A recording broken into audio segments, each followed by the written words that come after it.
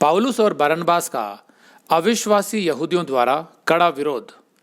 पिछली क्लास में हमने पढ़ा था कि पाउलुस ने आराधनालय के यहूदियों को चेतावनी दी कि अगर वे सत्य को नहीं स्वीकारेंगे तो नाश हो जाएंगे।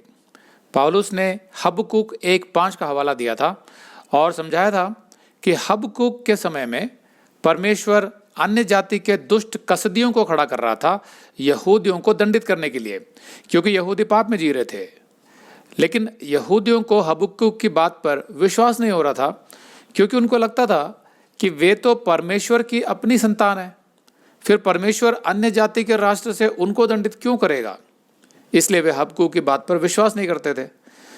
फिर पौलुस ने यशाया 29:14 का हवाला देते हुए कहा कि परमेश्वर ने पुराने नियम में कहा था कि वो अपने समय में ऐसा अचंभे का काम करेगा जिसका यहूदी विश्वास नहीं कर पाएंगे, और यीशु के पुनरुत्थान से वो काम आरंभ हो गया था। मतलब यीशु मसीह के बलिदान द्वारा मनुष्य का उद्धार, जिसका यहूदी विश्वास नहीं कर पाएंगे, क्योंकि वे तो मूसा की व्यवस्था को ही आधार समझते थे और मार्ग समझते थे उद्धार का, और वो भी सिर्फ यहूदियों के लिए उपलब्ध था। तो ये उनका विश्वास था।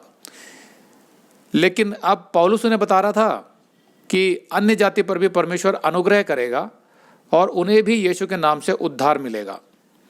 ये बात आराधनालय के यहूदियों को अविश्वसनीय लग रही थी। तो हबकुक के दिनों में अद्भुत कार्य ये था कि परमेश्वर अन्य जाति को खड़ा कर रहा था यहूदियों को दंडित करने के लिए।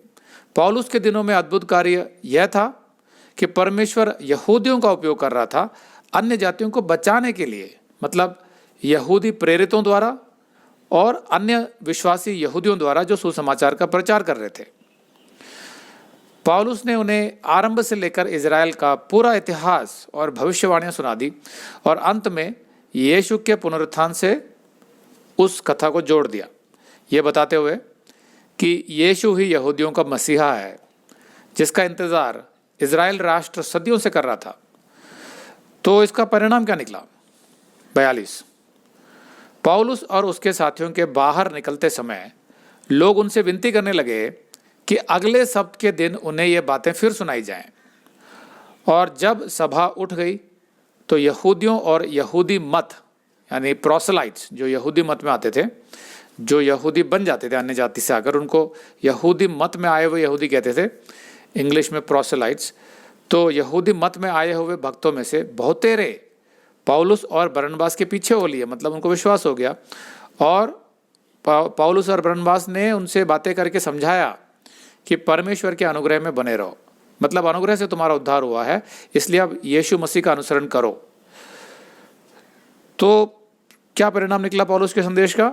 बहुत से यहूदी और अन्य जातियों ने विश्वास किया। दोनों ने किया, यहूदियों ने भी किया बहुत सारे, और बहुत सारे अन्य जातियों ने भी किया। एक बात को समझिए, जब यहूदी यीशु पर विश्वास कर लेता है तो फिर वो मसीही बन जाता है, क्रिश्चियन बन जाता है।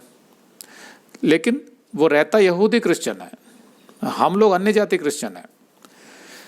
तो अन्य जातियों ने भी विश्वास किया और पौलुस और बरनबास के साथ वे सब जुड़ गए।